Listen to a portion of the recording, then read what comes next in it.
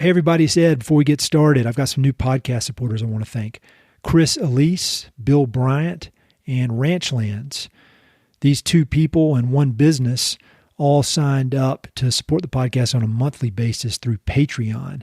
And I really appreciate it. And I appreciate everybody who's supported the podcast over the years. If you want to learn more about all the options for doing that, you can go to mountainandprairie.com/support. Thank you very much.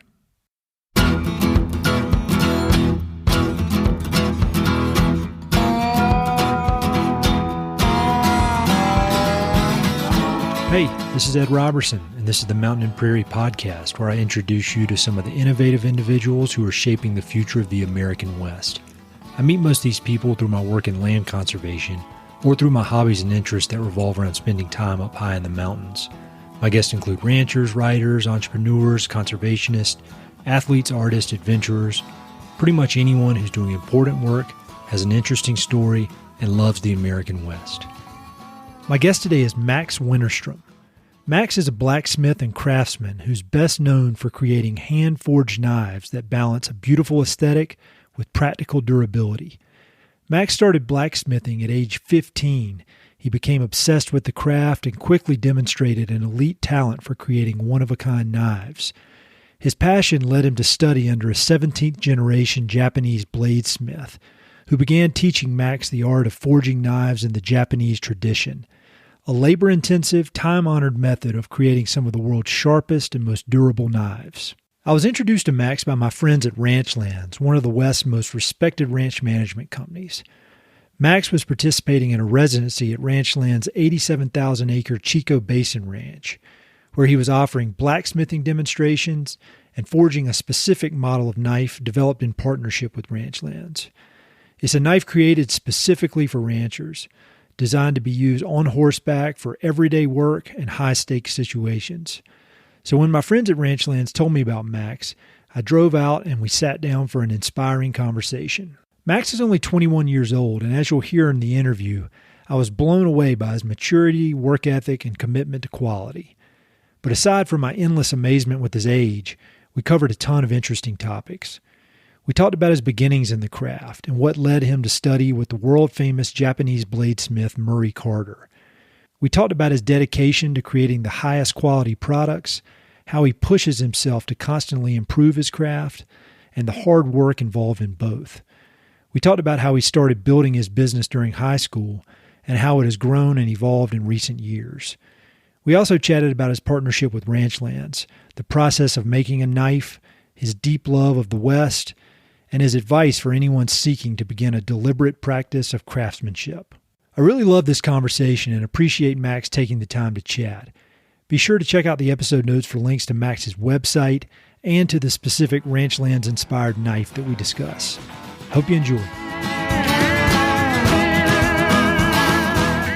Maybe the easiest way to start is just, when did knife making come into your life? Because I was thinking about your life, and how old are you? 21? Mm-hmm. Which makes me feel so old. So I was 22 when you were born, and so it wasn't that long ago that knife making showed up. So when did that happen? So my friend Bryce, that's out here with me now, we actually took a blacksmithing class back in 2014. Okay, and it was basically nothing more than like make an S-hook, make like a coat hook, just that kind of stuff, like basically small decorative blacksmithing stuff. And I just kind of got hooked on like just the feeling of forging the hot metal. Mm-hmm. And, ever since I was like really little, I would just like stick fire pokers in the fire and watch them heat up. Yeah. My parents were like, why don't you become a blacksmith? Honestly, I never would have thought it came full circle. But after I took that class, and where was it? Like at a it was just at like it was out just like a church, like out in the country by us, probably about 15 minutes away. And it was just like this village blacksmith that worked in like an old historic village that did like a bunch of demonstrations and everything. Yeah, he was a great teacher to like get me started and all that stuff. He kind of showed me like how to build my own forge out of just like a brake drum, some piping, and like a hair dryer, basically. Yeah. So I did that in the backyard, and shortly after that, I was, of course, into the outdoors stuff too. Mm-hmm. So I go to buy like a bushcraft knife, and it was about $200. And when I got it, I was just so disappointed in like the thickness of it, the edge. Like you couldn't even really cut through cardboard that well with it. And so I was like, man, what did I just spend my money on? Is this like the best knife that you can get for $200? So I started researching like what made a good knife. And then, Murray Carter started popping up. And so originally I was like, I kind of just want to take like a 2 or 3 day class or whatever. But then this program popped up called the Journeyman Program. And basically you go work for him for, I think it was 12 days. So real quick, explain for people who don't know who Murray Carter is. Yeah, so Murray Carter is the 17th generation Yoshimoto bladesmith. 17th? Yep. So a long time ago, there was a bladesmith in Japan that started a shop, and it's just been generation after generation. And so, what's interesting about him is he's the first Caucasian in that lineage to actually take that, generational name. And it's really interesting because rather than kind of just letting it die with him, he's brought that to North America and started this Japanese bladesmithing school. Yeah. And, he's got like a couple apprentices under him now that make their knives under his name and sell them. And, he gets like whatever cut percentage of that. Sure. But, he's a great boss for all of those people. And everything that he does is just to propel you and your knife making and to get you to the next level. Nice. And so it's like, it was just no nonsense, 12 days. It's like flooding your brain on the first like 3 days of what to do. And then the rest was just like putting all of that to use. So you kind of got like muscle memory of what to do. Sure. And so coming home after that, just, kind of dabbled in it here and there. Wasn't really super serious about the whole knife making thing just yet. But, I thought it was fun. It was definitely hard. And so at this point, this may be a dumb question. I'm just kind of amazed by the whole thing. You're still in high school at this point? Oh, yeah. Okay. Yeah, I was actually a freshman when I took that blacksmithing class. I was just old enough to take the class. And then about 2 years after that is when I went and worked for Murray Carter in that Journeyman Program. Okay. And so going back to what the Journeyman Program is, it's unique because you get kind of a long-lasting mentorship with him. Basically, you are like, you got his number in case you need to, send him pictures of knives and say like, how's this look? Yeah. So I did that for a little while. And then another benefit of the Journeyman Program is he allows you to buy the Hitachi white steel, which comes directly from Japan. And there's only about 15 bladesmiths in the U.S. that are allowed to purchase that steel because of the reputation that they try to hold with it. So, in Japan, there's kind of that one method of bladesmithing. Obviously, there are bladesmiths that kind of stray away from that to do more of like mass production. Yeah. But the traditional Japanese bladesmithing really is to impart a fine grain structure in the steel through the forging process. Okay. So what makes it different than Western knife making is typically stock removal, where you would basically just take a bar of steel, lay a pattern on it, trace it, and then grind everything away. There are plenty of good knives that are done that way, but basically it doesn't impart the strength or the metallurgical, refining the grain structure and all of those things that allow you to, 1, have a sharp edge, 2, hold that edge for a long time, and 3, once it's dull, it's still easy to sharpen. And so I'm just guessing the reason why that's not the standard in America is because it takes more work, is more expensive. It's basically, it takes longer to learn. Yeah. You're going to have more failures along the way. You can't scale it. Exactly. Yeah. So the biggest difference between like being able to do each knife yourself all the way through the steps and a factory is the factory has to shoot for kind of a happy medium so that, their knives aren't going to break on whoever, because there's always going to be someone that's harder on a knife and there's always going to be someone that's easier on a knife. Yeah. Now, in the custom knife making, you want to reach the balance where the person's generally going to be easier on the knife because you want it to be as thin as possible. And so that's going to make, it pass through things. It just makes it a better cutter. And so that's like the first thing I noticed when I bought that knife when I was young. It was like super thick and it just wasn't cutting.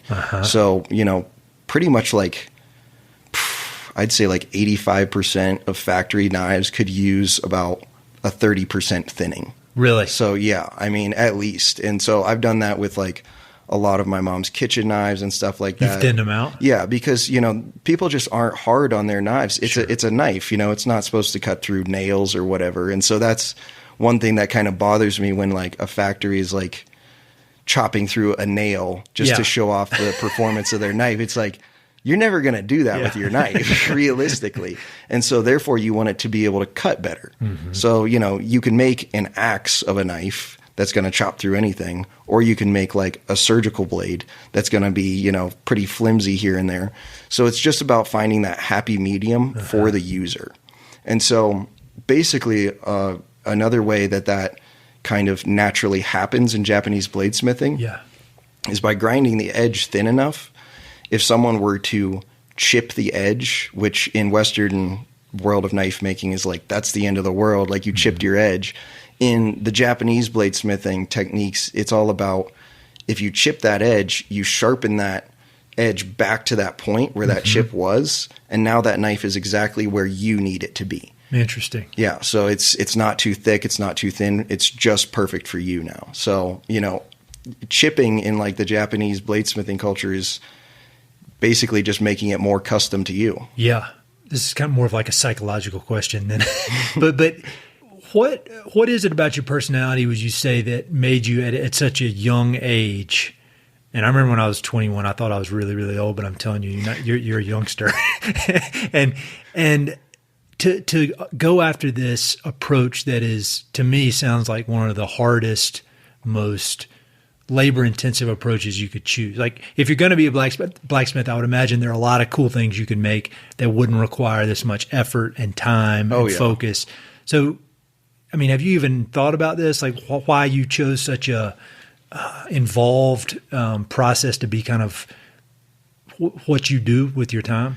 Well, I'd be lying if I said my parents didn't have something to do with that. Yeah. But they've always been like, I was homeschooled as a kid, and I've always been in like programs that I felt like were just way too advanced for me. Yeah. And so it's until I was about like 14 or 15 is when like those things that you feel like you're not really learning kind of start clicking in your head, and then it's just easier to like pick up a book and comprehend things like that. So I feel like that kind of just gave me the skill set to understand myself better and like what it was that, I wanted to do to give myself purpose and this and that. And so my dad also was a big help because, he's worked in the corporate world pretty much his entire life. Really? Yeah. And so he kind of always pushed me and my siblings to sort of do something else, or did he really? Or just figure out exactly what it is that we want to do and not just kind of follow the same path as everyone else. So I think it was never like a giant pressure of like, you need to figure out what you're going to do by 18 or whatever. Sure. I was just honestly lucky enough to kind of start watching those YouTube videos and honestly get just so engulfed in it that I pretty much stopped doing my schoolwork and then just kind of started studying the bladesmithing stuff. And so it was just like a push for me to graduate high school so I could really just dive into it. And so when was there a certain point, because you said you and your buddy took a blacksmithing course together, but was there a certain point when you realized, all right, I've got a talent for this? Because there's obviously like the hard work aspect of it, but there's something about the way you do it that, it seems that you have like an innate talent that other people may not have. Well, thank you. Did you? I don't you're really extremely humble so and you won't much. admit to it, but you do. Because you're 21 years old. You got all these awesome opportunities. But when was the point when you thought, all right, I can make a living doing this? Or was there a point? Yeah, it was just kind of honestly, that just kind of came around this past year working with Ranchlands and everything. Yeah, so like my reputation as a knife maker was pretty much nothing. Like no one really knew about me. I was never really that interested in like pushing it on social media because I was like humble again. Well, it's just for me it seems more like if you're doing that, it's like you're not really living for yourself as much. Mm-hmm. And so it was like, you know, I really want to be able to do what I want to do without being like this big star or whatever. And so it was like, I was always trying to avoid that, but you do kind of need like that social media presence to actually sell knives. Mm-hmm. And so I was lucky enough to kind of land this deal with Ranchlands after I donated 2 knives for their ground beef fund.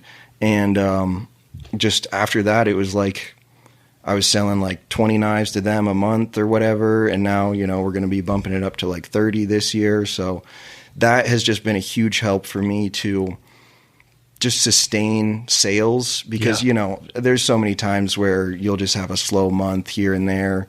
And, you know, it's not exactly like hardship as a bladesmith. You're kind of expecting that. Sure. But, you know, I'm extremely lucky and just so privileged to be able to have someone to buy 30 knives a month because there are so many guys that just, you know, it's really what they want to do, but the market really just dictates what they have to do. And so a lot of them, you know, can't make knives for a living anymore.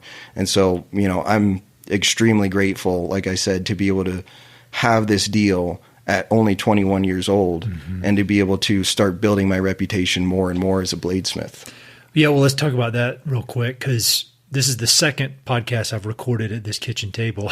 So maybe I wish that we had video because we're at the Chico Basin Ranch, which is unbelievable. And for people who haven't listened to my interviews with the 2 Dukes, I'll have links in the episode notes. They can do that. But so talk about how you ended up here right now. And because we were talking about this earlier, and I said you need to be quiet because we were spoiling the content. Yeah. So tell me, how did this relationship develop with Ranchlands? Yeah. So basically, in February of 2020 is when I went and did that 6 weeks. So I did the journeyman program in 2016, and then I went back in 2020 to do 6 more weeks with him, just to kind of like. Just as a skill builder, basically.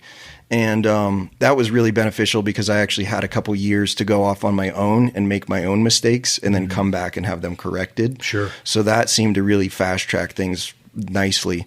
But it worked out well because right after I was working with him, I had about 30 knives stocked up and hadn't sold any of them. And they were just, you know, this basic neck knife style. Oh, cool. But I had followed Ranchlands since probably 2017. I bought a belt from them with a collaboration with Filson they were doing. Yeah. So that's kind of how I figured out about them. And, you know, I just followed them on social media. And in March 2020 is when they started to do that giving ground beef to less fortunate families in like Denver area, Colorado Springs area. Yeah. And so I was like, really wanting to do something just to show like my appreciation because, you know, luckily I wasn't being affected by it too harshly. And, you know, I knew that, you know, a job like ranching is already hard enough, especially, you know, pandemic hits, it doesn't make anything easier. Sure. And so, you know, I thought it was just a really noble thing that they were doing to be able to just take, you know, livestock from their ranch and just give it away. And so all they were asking for was donations for processing fees. And so, you know, timing worked out great. I had 30 knives. I didn't even have to come out of my pocket. All I had to do was just basically post the knives on my Instagram for like, you know, the charity. Yeah. And so I think the first one sold for 150. And I can't remember if it was the first or second one that Duke the Third bought. Really? Yeah. But then I got a call right after that, and he was basically like, you know, I like the knife, giving me the address to ship it to, which, by the way, isn't an address. Yeah. And so, you know, we just kind of talked for a little bit, and it ended on the note of just like, we might like to work with you in the future. And so I didn't really think too much about it then, but I don't even remember how long it was after that they commissioned me to do, I think, 5. Yeah. And that was the first set of knives that we did. That was the field knife, which was a little bit longer than the Remuda. I mean, they were selling for $250 on their website, and they were gone in like a day. Wow. And so, I was like, could you believe that? I couldn't believe it, because I could never do that. Well, I mean, it's just, I don't know. I mean, that's something that you made, and that there was this just massive demand for. I mean, I bet that's kind of mind blowing. Well, I think anything that they sell here at Ranchlands, people just see, how much good that they do for the land and everything. And people are just happy to support that and get a great product on the other end too. Yeah. It's kind of the best of both worlds, because it's, you can depend, that the product is going to be top notch, whatever they're selling. And then that the people selling it are top notch. Exactly. So what's not done? I mean, that's one of my favorite things about being able to work with them is like, I could go sell my knives in a local knife store around Columbus, and they would take a 30% consignment or whatever. But I would much rather that 30% consignment goes to, rebuilding America's grasslands and stuff like that, rather than just, Joe Schmo in a knife shop. Yeah. Sorry, River's Edge. I still love you guys. I definitely, I'm very privileged to be able to do what I love and also support businesses like this on the side. And that's, something that I've always been passionate about. Yeah. Can you describe that knife? Because I've seen it on the website. That's the one? Yeah. Yeah. So it's basically like a simple bird and trout style knife. It's probably about 6 or 7 inches long. And it's got about a 3.5-inch cutting edge.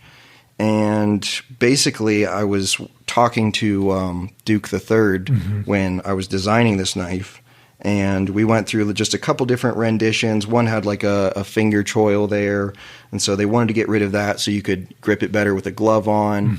And so he had mentioned that they had recently had someone dragged by a horse. Their leg got caught up in, a stirrup or their rope or whatever, and they were getting dragged pretty far at pretty high speed. Yeah. And so, he was basically just trying to emphasize that they need something accessible and sharp so that, if anything like that happens, you can, get the knife right in your hand. Yeah. And so we just went with a super simple handle, and it's almost like imperceptible, but back here, there's a little bit of a recurve in the blade. And so what that does is it allows it to bite a little bit faster into materials like rope and stuff. That was just one of the things that he had brought to the table was, if someone was getting dragged and it needs to be able to bite through things quickly. So just put a little bit of recurve in the heel and then sent them like the prototype. And basically they were like, let's just make the blade a little bit more narrow.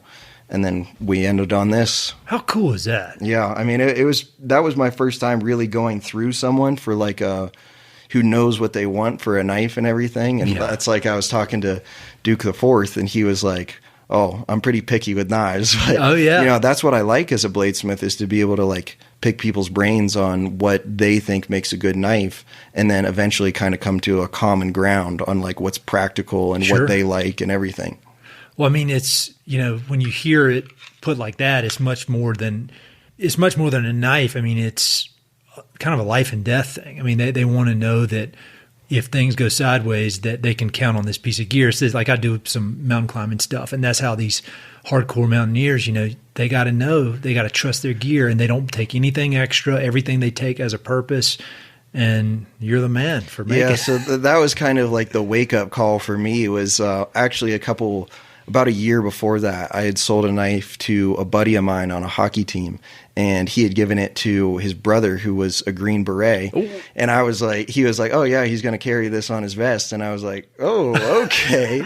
And so it's like everything got real serious after that. And it's like that, I think kind of having those experiences is what makes you feel the necessity of like upping your game with everything and just paying close attention to everything that you do. 'Cause if I had a knife fail on a Green Beret, there's no coming back from that. So what did you think, when you get the Green Beret or you get the Phillips at Ranchlands, who are, they're all very serious about what they're doing. I mean, do you ever have I'm just projecting my own insecurities onto you, but I'm like, do you ever have the idea of like, why, I don't know what I'm doing. Like I've only been doing this a few years. Like, but if they trust me, I must know. I mean, because I would imagine, unless you're like an egomaniac, it's probably a little mind blowing to have to know that kind of stuff. It for sure is. Yeah. I mean, it's been surreal, honestly, ever since. I'm just now getting to a point where I can like make the knives without thinking too much about like what's going on with them. But basically for me, it's always been like just watching everything you do throughout the process and seeing how the knife reacts all the way throughout. And, you know, I would never sell something that I didn't fully believe in. Sure. So, you know, if I were to get to the end of the process, sharpen the knife, and if I can't get a great edge on it because, the heat treat went wrong or the forging process wasn't ideal, then I'm just not going to sell it. Really? Yeah, absolutely. I mean, that's just a terrible blemish on your reputation to just put out whatever you make. So, you know, for me, it's like my teacher's process is in a way that like if you're making a batch of 10, you should try to have one that doesn't turn out well. Yeah. And so that kind of just shows you that like you're pushing everything to the limits. Mm-hmm. And so you're, like, especially in kitchen knives, if you have, 10 kitchen knives and you go to quench them all in water, which is the harshest quenching medium, then if one of them bends or breaks or twists really badly, that's a good sign because you got that one out of the way and the other 9 are just right. Nice. So it's like, if you can have that 9 out of 10 consistency, that's not a bad thing as a bladesmith at all. Sure. What's bad is having 10 out of 10 every time and never having those failures and never really seeing how far you can push it. Mm-hmm. No, that makes sense. So that particular knife for Ranchlands, how long does that take? Can you walk me through the process of making that? Yeah. So usually I do them in batches. Mm-hmm. So it would, it just makes everything a lot quicker, not having to go from machine to machine, grinder to grinder. This knife would probably take about 6 hours start to finish for me. Yeah. Obviously, there's people that could do it much quicker, but that includes the time that it takes for the blade to anneal, which takes about an hour. What does that mean? That's a process in the heat treating that basically right after forging, you'll heat the knife up to like a dull red temperature and stick it in a bucket of ashes. And that basically takes some of the stress out of the steel so that you can work it on the grinders, drill holes in it, this and that, going into the heat treat. And the actual heat treat, the quenching and the tempering is where the knife gets its soul, basically. And so that hardens, quenching the knife hardens it. You'll heat it up to about 1,500 degrees and then dunk it in the water. And so that'll make the knife super hard and actually really brittle too. And then the tempering process is taking a little bit of that brittleness out of the steel. So we'll heat it back up to about 400 degrees, 375. Yeah. And that'll give us basically just like the perfect edge that we need for, moving forward. So in this whole process, I mean, it seems like there is a, somewhat formula for it, but then it's the science and the art. And there's a lot of, I would imagine the art is that fine tuning. Yeah, so that's what really interested me in like the Japanese style of bladesmithing was it's so much more like just organic and natural than like, I've always hated math and, like I'm not even really that good at like construction, following instructions, stuff like that. But, it just felt so organic being able to just like take the piece of steel, forge it out till it looks like a knife, cut it out till it looks like a knife, and then, go through the rest of it. And none of it's like hard to understand at all. Sure. Like it's incredibly simple, but I think about 2 years in, I kind of regretted that because I was like, man, these knives suck that I'm making. But it was like, people would still buy them to support and, they had good edges and everything. And that's basically all that really matters. Sure. You're always going to have cosmetic errors when you're first starting out. But, basically like that's what got me so interested was just like the simple organic nature of the Japanese bladesmithing and just like not having to worry about all these different numbers and machines and all this stuff. So like if you'll go see my shop later, I've got it pared down right now, but it's really not that much. Like I can fit everything on one bench and I was surprised when we were talking before this started recording that you drove out here and you fit it all in your truck and you got it set up in there. Yeah. And so, that was that's good for me to know, to just be able to go do demonstrations anywhere in the country now. Sure. But, you know, it's really nice being mobile like that. Mm-hmm. And there's just really not that much you need to make knives. Mm-hmm. Like basically a bandsaw, a drill press, and a grinder will do everything you need. Now, there are a couple others that'll make your life easier or make, you know, your end product better, like a buffer, mm-hmm. but it's not necessary at all. Mm-hmm. So, you know, you can really get into the craft for a couple $100s. I think that's one thing I wanted to hit on was, you know, what would be your advice to a young person trying to get into? Because it's not at all related. I'm not comparing myself to you because this is silly stuff compared to what you're doing. But like people send me emails all the time that I want to start a podcast. I'm like, don't worry about the equipment.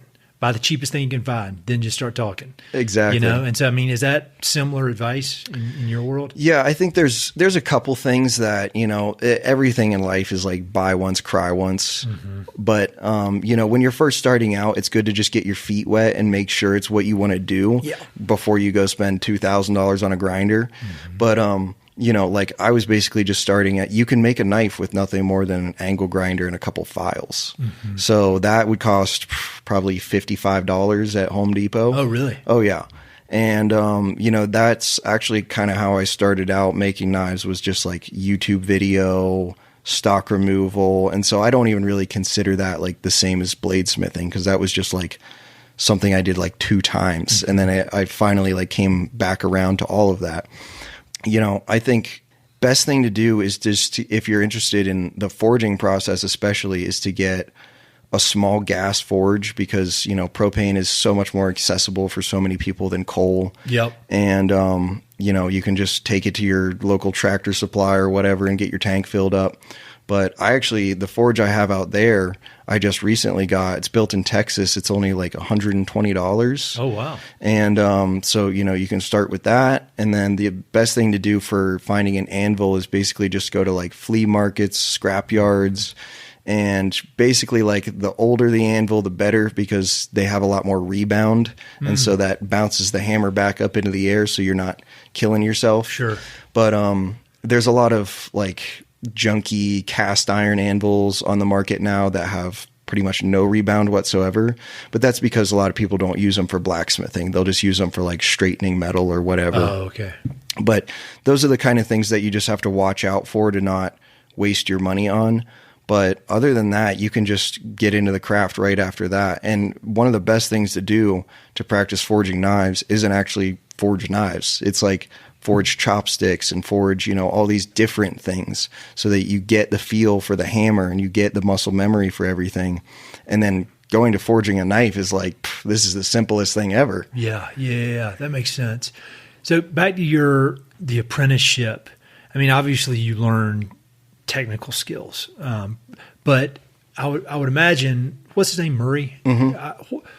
Like, what makes him such a unique teacher? I mean, what the non-technical skills did you learn from him? Kind of the softer skills. I mean, obviously he's probably maybe a bit of a perfectionist. I mean, he's not afraid of hard work. There's so many things that, like, I almost forget now making a knife that is just, you know, it seems like just so natural now. But like, for example, when you're laying out the pins on a handle here, you take you'll like center punch the bottom mm-hmm. pin, and then you'll center punch the top pin, and then you'll find the distance between those two, and you'll cut that middle pin right in there. Yep. And so basically, one way to make a knife not look bottom heavy is you move that middle pin up literally just a hair. Uh-huh. And so that gives the knife just a little bit more of a forward feel and everything. And so it's just little things like that about like design, and, you know, the way that he can just like take a knife and just sight down it like that and tell you you're off just a millimeter here. Yep. This would look better if you just brought that in just a tiny bit. So, you know, it's just stuff like that like he teaches you to use your eyes more than anything. Mm-hmm. And so you use your eyes to watch the temperature of the steel. You use your eyes to, you know, make sure you have a good consistent line across the spine of your knife, and not, you know, a little tiny bump that's just hiding in there somewhere that's going to be a hot spot when you get your handle on and mm-hmm. someone's cutting through something. Mm-hmm. So it's just stuff like that. That's, you know, it seems so simple, but it's almost like you'd never think of it on your own if you were just about to dive into making knives, you know? Sure. Are there any other craftsmen that you admired? Maybe, not in knife making specifically, but just people that make high quality stuff that you admire? Oh, absolutely. So, Alex Pohl is a English blacksmith, and I mean, his work is just incredible. He does everything from like pots and pans to axes, knives, utensils, all that kind of stuff. And so his thing has been like kitchenware lately. And so, kind of same as me, like start of the pandemic, he's had to shift a couple things, but he does demonstrations. He makes beautiful, like I said, just hand forged cookware and everything. And, I've always been interested in that because, my entire family loves to cook. My mom's a personal chef. My sister's a personal chef. Oh, really? Yeah. So honestly, that's kind of how I got into especially the Japanese bladesmithing, was because their kitchen knives were considered like the best. And so naturally, coming from a cooking family, it was like I wanted to make a better kitchen knife. Yeah. And when my mom first bought one of my teacher, Murray Carter's knives, she went home and sliced through a pineapple with it, and she was like, just jaw on the floor. Like, what have I been doing my whole life? Yeah. And so that's kind of like what solidified for me that like there's so much better, you can just do so much better than what's out there on the market. And I think that goes for a lot of things, but it's just, you have to really believe in what you're doing and not shy away when you have no sales after 3 months. If it's truly what you believe you need to be doing, then eventually things will line up. Well, when I looked on your mentor Murray's website, it looked like he looks like he's got quite an operation there. It looks like he's got some folks working with him. I imagine that you're pretty focused on the process at the moment, but like, do you think forward about where this is all going? Like, do you think about building it as a business or anything like that? Or Oh yeah, for sure. So, honestly, like, you got to understand, unfortunately, I have an MBA, and so that nonsense is like stuck in my head, like scale. I'm like, no, be quiet. He's a craftsman. No, my dad has always been really helpful with that. Just kind of, I was actually 17 when we started the Wenerstrom Forge LLC. And basically he was like, I'm not going to do this until you have like a set of goals lined up for yourself. And so that was just really helpful to me. It was like, sell $15,000 worth of knives in a year. And so, after I did that, it's like confidence gained. And so you have to have, this is one of my mentor's biggest things, is short-term and long-term goals that are, you want your short-term goals to be easily accessible. And then your long-term ones, the payout will, be worth it. But basically, if you have those short-term and long-term goals, you just start building so much confidence of like what you're capable of. And so, for me, it seemed like the first 3 years I was really trying hard to like build the business, like pushing the social media, all this stuff. But then it was like, it almost seemed like word of mouth was working better, and just kind of sitting back and making more knives and letting the knives speak for themselves just kind of built my reputation naturally. Yeah, that there's this marketing guru that I'm just obsessed with. I've read everything he's put out, and his name's Seth Godin, and that's kind of his thoughts on whether you're, a writer or you're making a podcast or a craftsman. Like, if it is good, word will spread. Exactly. And there's nothing more powerful than word of mouth recommendation. It is hands down the best way to spread the word about a business, because, if someone has one of your knives and they're talking to their friends about it, they're going to trust their friend a lot more than some infomercial. Sure. So, that's always been kind of my biggest thing, is like, get to know the people who are buying your knives, make sure they know that you're there for, warranty, coverage, all of that stuff. And, once they start to trust you, it's like they just buy more and more and more knives. Yep. And so, I've got a couple customers that are just like, they've been with me since I started basically. And, anytime I'm in a pinch, they're like, if you got a knife to sell, I'm buying it. Yeah. So it's great to have people like that. And I think that's another super important thing about a small business, is building those personal relationships, and also just being charitable. I mean, people don't want to work with someone who's not charitable. Sure. And so that's kind of one thing that I took away from my mentor was he was like, just be charitable. People will want to work with you a lot more naturally. And so, I kind of took that advice and donated those 2 knives, and then boom, all of a sudden, it's still so surreal to me to be able to, I'm sitting in Duke's house right now. It's all so weird. Well, I mean, you've earned it though. And I think what you learned from age 16 to 21, I think I learned age, 37 to 43. So you're ahead of the game, but I think that spirit of generosity is huge and just approaching things, and it does come back. But back to the word of mouth, I mean, that's the way that it can scale, I guess, if you think about it in those terms, is what's happening right now with Ranchlands. I mean, they are giving their word of mouth recommendations to all of their followers, and they may personally know some of them, but most of them they don't personally know. And then people are like, well, if Ranchlands vouches for them, I want in on that. Exactly. And so that's why, for me, it was like, I think there was, when I made that last batch of knives for them right before my brother and I went out to California for a couple months, I think it was 20 or 25. And I think someone bought like 12 or 18 of them. And I was like, I need that customer. Yeah. Oh yeah. But, I think they just have such a broad range of people. I mean, they've been on TV and all of that stuff. So again, that's why it feels so surreal for me to be here. Is sure. Like, I just wanted to be a bladesmith and make knives, not do any of this stuff. But, again, like if you believe in what you're doing, it all comes full circle. But I think all of the people that kind of follow Ranchlands see all the good that they do, and they're again more than happy to open up their wallets to support the range conservation and also get a good product in the end.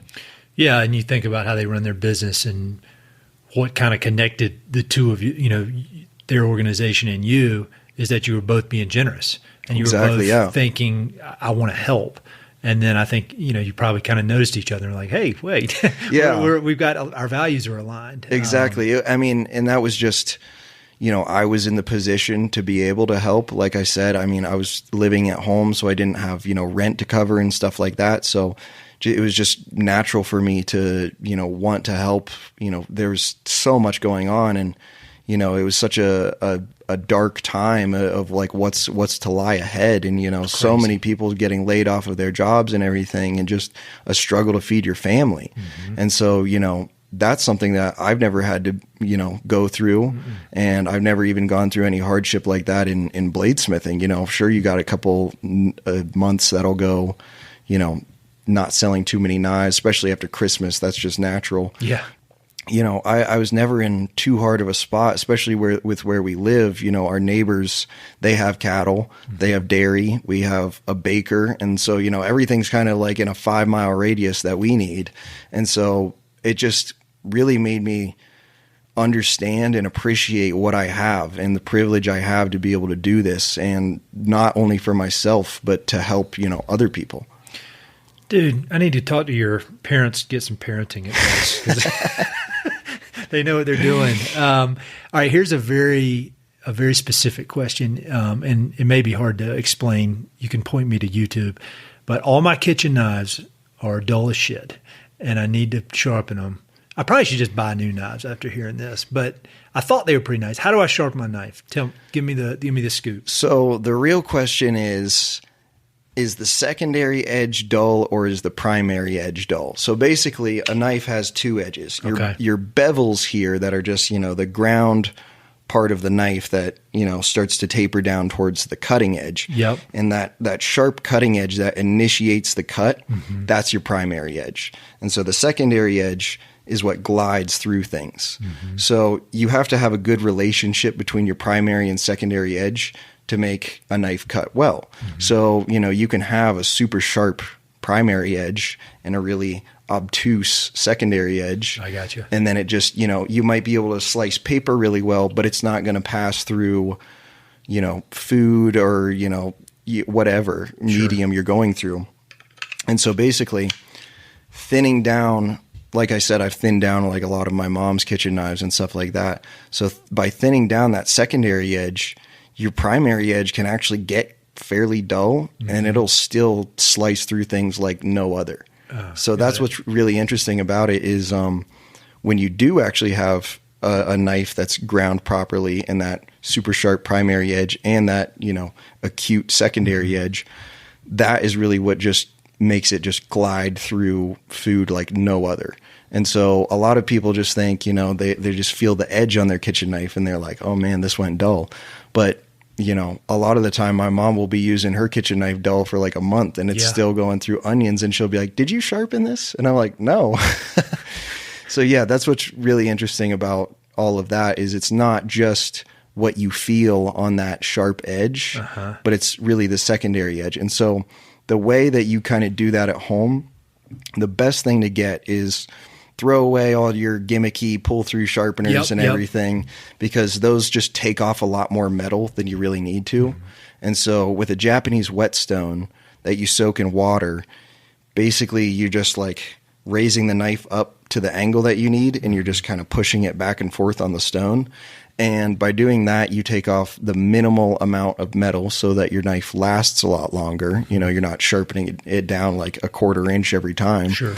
But the other thing that does is I go from about, if there's no edge on a knife whatsoever, I only use 2 to 3 stones maximum. And so you can get away with like a 400 grit, 1,000 grit, and a 6,000 grit, and you'll be shaving sharp every time. Really? And a lot of the time, if you catch it, you don't have to go all the way back through that process. You don't have to go all the way down to 400 grit.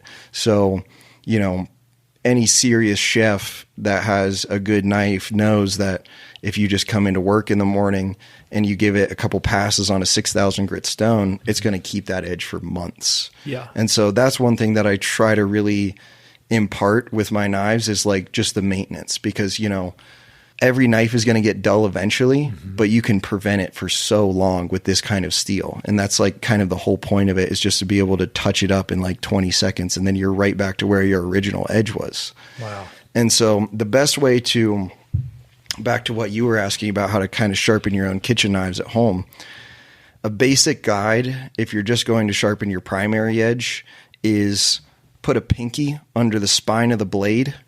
So like if this is your knife lined up on the stone, that pinky under the blade kind of gives you like a preset angle. Oh, okay. And it's not perfect for every knife, but it's a good general, rule of thumb. And basically, you're just acting like you're slicing into the stone, and then you'll do that on both sides. And then you'll work your way up to the 1,000 grit and 6,000 grit. And on the 6,000 grit, you'll actually kind of strop it backwards across the stone. And what that does is it allows the edge to kind of hover over any like undulations in the stone. Yeah. So instead of, bumping into those and becoming more dull, you're going straight back and just pulling that edge to a super fine point.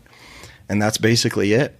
I mean, there's, like I said, Murray Carter on YouTube has so many sharpening videos that within 5 to 10 knives, you'll have so much more confidence in just being able to touch up anything.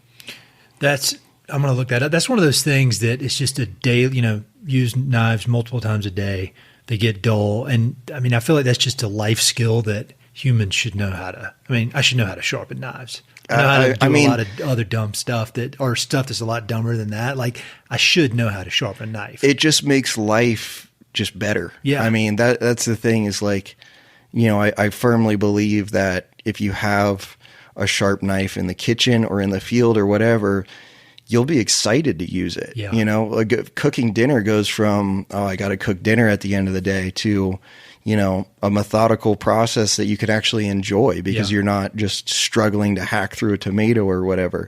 So, that's what I find really just so interesting about like, you can take such a mundane task and you can make it actually fun to do just by how easily your knife glides through something. And it would give you an appreciation for this tool that's in your life every day that you don't even think about. And then all of a sudden it becomes something of interest. Right. And and honestly, the simplest thing like that can make you open your eyes to everything around you and all of the craftsmen that are just super. And, so like before I started blacksmithing and bladesmithing and everything, you'd look at like woodworking projects, like, that's probably easy. And now I look back and I'm like, man, those guys are talented. Well, that's like when we were sitting down in these chairs, we were like, man, these chairs are heavy. Yeah. These things must be well made. So there's a lot of that stuff that like just blows my mind, especially like super old architecture and stuff. The fact that they were, back in like 1400 building these like beautiful monasteries that are just incredibly adorned with like stained glass and just chisel work and everything. It's insane the skills that they had back then, and just as a standard, and how much of that we've lost as a society. Yeah. Oh yeah. I think that stuff just makes things. It's like reading. I read a lot of history, and if I go somewhere and I've read a history book about it, I just appreciate my time in the city or wherever I am so much more. And I always wish I had started doing that earlier. And you think, like with the knives, every day, it just makes you more connected to stuff. Absolutely. So that's why, like, anytime an opportunity like, this interview with you pops up, I'm happy to take it, just because it's like, I heard they made you do it. Yeah, Tess was strong arming me into this one. But yeah, I mean, it just makes me have such an appreciation for, like, one, how small I am in the world and how small what I'm doing is, but also kind of the impact that you can have. And so, at the same time that you feel so small, all of a sudden you get a call from Duke the Third who's like, hey, we want to work with you. And so then it's like, okay, maybe this isn't super small anymore. But, I mean, I have just such a tiny part in what they do out here, but I'm just so thankful to be, out here right now and be able to work with them and support them with my work. I mean, I never would have thought that was going to be a reality even a year ago, honestly.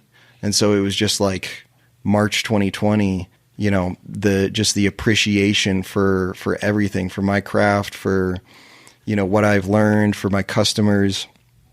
It was like, I just had to be able to give back. And so that's why I'm so happy to be in a position now where I'm not struggling so much to sell, X amount of knives per month, and I can support myself and others. Sure. So, no, it's inspiring. Best of both worlds. Yeah, definitely. But it all comes from your commitment to the craft. Without that, it all disappears, One other very technical knife question that popped in my head that I've never thought about until this conversation. What's the story of serrated knives? Don't ask a bladesmith that. Yeah, I want to hear it, because I'm thinking I don't need them anymore. No, so honestly, if we're talking about a bread knife, that can be That can be nice for going through like crusty loaves of bread or whatever. But honestly, if you have a sharp, plain edge knife, it's going to cut 10 times better than a serrated knife every time. So I'll see like a lot of people that just use serrated knives on tomatoes because their plain edge gets so dull that it won't even pierce the skin. But, if you just keep that edge in shape, you're never going to need a serrated knife again. Even on a lot of breads, I mean, like, if it's straight out the oven, it's going to be harder to cut. But if you let it sit for an hour, you can still cut it with a plain edge knife super well. Okay. So it's interesting how there's definitely a lot of dogma in like what makes, like a good kitchen knife and everything. And so, like I was saying, people will like demonstrate chopping through a nail with their knife. And it's like, you're never going to do that in the kitchen. What you need to demonstrate in the kitchen is slicing through tomatoes and cucumbers and all that stuff. So yeah, that's what you're actually going to use the knife for anyway. No, all right. I thought that was going to be your answer, but I just wanted to confirm. All right, I'm getting ready to go on a knife sharpening tear in my house. It's going to be awesome. So where do you get your inspiration? Like, do you have time to read many books? Do you like other kinds of art? Do you watch films? Like, I read a ton of books, and people who listen to this podcast are all about books, but sometimes I spring that question on people. They're like, I wish I had time to prepare. But I mean, where do you get your inspiration? Well, growing up, my parents would take me and my siblings to Montana for like a week or two. Nice. And, we would just do a lot of really like remote hiking and, staying in cabins that were off grid and stuff like that. And so naturally I just kind of started reading like Western books, Louis L'Amour and stuff like that. And it just kind of became like, I would get home and it was like, there's so much that lies beyond the Midwest, and that's all I had ever really seen growing up was like from Midwest down to like Florida and everything till I was like probably, I think I was about 7 or 8 the first time we went to Montana. And so that was just like instantly just mind blown on like what's beyond. Sure. And so, you know, that's honestly what made my brother and I go spend some time in the California desert, was just because like we don't want to, you know, have to settle down in a place just because, you know, we want to be able to see the country and actually go where we want to go, and not, you know, like I said, just settle down because you have to or whatever. So I think it's important to get out while you're young and see all that stuff, so you don't like, you know, buy a house somewhere and then you go somewhere and you're like, oh man, I love it here. You know, you make a conscious decision. Yeah, absolutely. And so, you know, I used to think where you live didn't really matter too much about like, you know, your lifestyle or whatever. But, you know, for me, it really does. You know, like it does. Everything I like to do is outdoors, you know, this kind of stuff. And so, you know, there's not a ton of that in Ohio. I mean, you know, there's fishing, there's ponds, there's places you can camp and whatnot. But, you know, just like the sheer size of everything out here just seems to like make your mind wonder about like the history and what was here before, and, you know, what's going to happen in the future with the land. Yeah, it's a completely different scale. I mean, that's how I'm from North Carolina originally. And I mean, I didn't move out here until I was 27. And have you been out here since? Yeah, I've been out. I went back for grad school, and then I spent a year in Central America, and then back out that's here. Awesome. So, yeah, but like when I went back to grad school, I was thinking, all right, I'm going to go back, get my MBA, and then I'll stay in North Carolina and get a job there. But I met my now wife around that time, and she was thinking the same thing, both moving back east for grad school. And after being there for 2 years, I mean, that's where my family is. That's what I love. You know, that's home. Mm-hmm. But we both were like, we got to go back out there. Absolutely. You know? Yeah. And I feel exactly the same way. Like, you know, my family is on a farm about 40 miles north of Columbus, like I was saying, and I love it there. And, you know, obviously I love my family, but, you know, it just becomes what you need, really. Mm-hmm. And, you know, I don't really think you could be happy living for anyone else but yourself. And, you know, sometimes that may sound selfish, but I think if you have a good heart, you believe in what you do, and you support other people along the way, then, you know, you're allowed to go do what you want, see what you want, and live where you want. Oh yeah. I mean, if you think about it, just like if you know, think about us as animals. I interviewed this guy a few weeks ago for a non-podcast event, and he's an ornithologist, a bird expert. And he was talking about, you know, kind of the parallel between humans and birds, and how you got to find your environment, the environment that works best for you. And out here it's definitely my environment. Like, I'm definitely happier, and it could be the landscape. I mean, I think it's a combo of the landscape, but the people are so interesting. Absolutely. Yeah. And they it's just want to be here. It's just like an infectious inspiration out here. Mm-hmm. I mean, from waking up to the birds and looking out at Pikes Peak from my tent, it's like, you know, I'm ready to start the day right away. Yeah. Whereas in, you know, back home, you might sleep until like 8 or 9 and you're like, oh, it's just a drag to get out of bed and start the day or whatever. But, you know, I think for me, it really does matter where I live in just relation to the inspiration that I gain. Mm-hmm.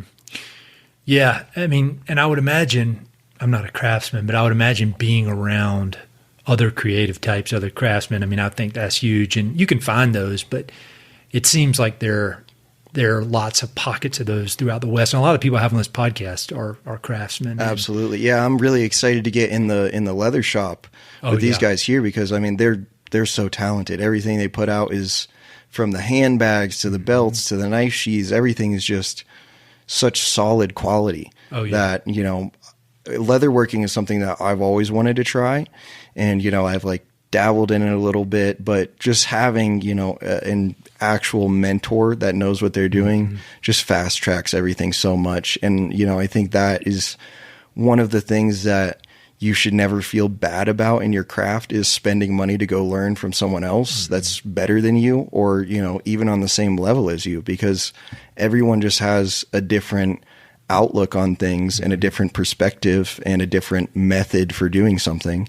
And I think by, you know, like for example, my teacher in Japan, he was studying for 18 years. Wow. And he had a very different kind of experience with his mentor than, most Japanese, like wax on, wax off, like you're going to do this.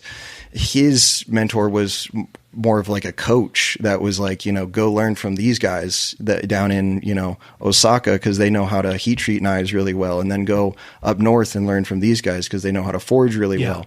And so he was able to take all of those methods and combine just the best techniques of every single bladesmith and kind of perfect his method.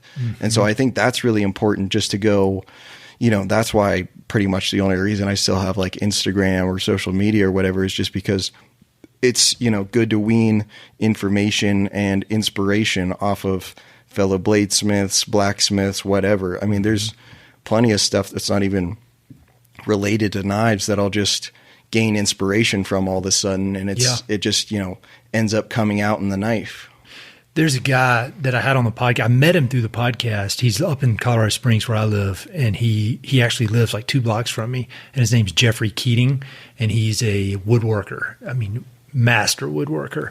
And I'm just keep thinking, I'm like, you guys would really hit it off. It's funny because we met through the podcast, and now our girls are on the same soccer team. We're like hanging out doing dad stuff together. But I mean, I'm just thinking of all these different craftsmen I've had that I want to introduce you to, because, man, I'm very impressed, man. Not that it matters what I think, but it's inspiring. I love talking with you. As we kind of wrap this up, what would be your advice? I mean, you hit on this earlier, but kind of parting advice to, say there's a 21-year-old guy on the end of this who lives in North Carolina that wants to pursue his craft and can't figure it out. And it may not be blacksmithing.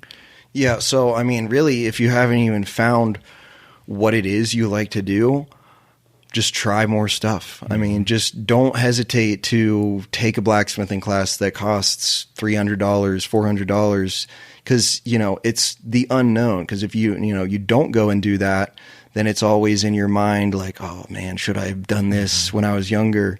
And so I think that's one thing that my parents really instilled in me, is like, just try as much stuff as you can and just, do this and that. And so I was always kind of like self-motivated in my hobbies growing up. So, like I said, I tried leather working here and there. You'll never see any of that stuff. It's all terrible.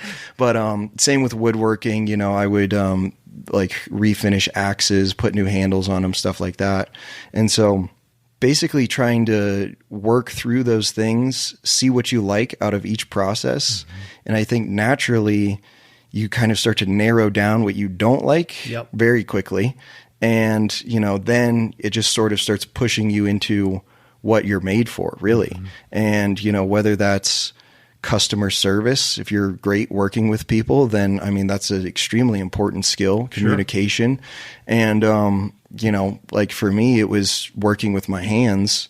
And so, I just kind of fell into that path. But, I don't think there's any restrictions to what you're passionate about or whatever. But, I guess my advice would be try all these different things. And then if you find something that you feel you were kind of made for, or as long as it gives you purpose, I think pursue it. Whether it's a success or a failure, you're at least going to be content in the fact that you tried. And so I think that's the most important thing, really. Are you sure you're 21? My man, hey, I'm just saying stuff that my mentors always taught me. It's good stuff, man. I think people are going to get a lot out of this. Well, I want to go see your setup. So thank you for doing this. It was really fun. Hey, thanks for having me on. I greatly appreciate it. Hey, it's Ed again. Thanks so much for listening to the podcast. I know your time is valuable, so it means the world that you spend it listening.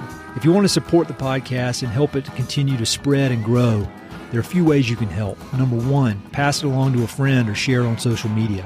Word of mouth recommendations are the most powerful way for ideas to spread, so I'd love it if you could share the podcast with a few pals who might enjoy it. Number two, you can go to Apple Podcasts and give it a 5-star review. Good reviews encourage the Apple overlords to suggest the podcast to others. So there's a link in the notes if you'd be so kind as to give it 5 stars. Number 3, you can support the podcast financially via Patreon, and there are exclusive benefits for those who do, including a monthly behind-the-scenes newsletter, Mountain and Prairie stickers, live and recorded video chats with podcast guests, and much more. Number 4, I've also got 2 emails that I send out. The first is my weekly email called Good News from the American West, which I send out every Wednesday. It's only positive news, something we can all use a little more of these days. And my other email is my bi-monthly book recommendations email. One email every other month with 5, 6, 7, or 8 books that I've recently read and highly recommend. The thousands of people on both of these lists will vouch for me. No spam or other funny business. And number 5, finally, check out my online store for Mountain and Prairie stickers, shirts, and coffee mugs. I've got some really cool designs from Western artists with more on the way. So head to mountainandprairie.com/shop to check it all out.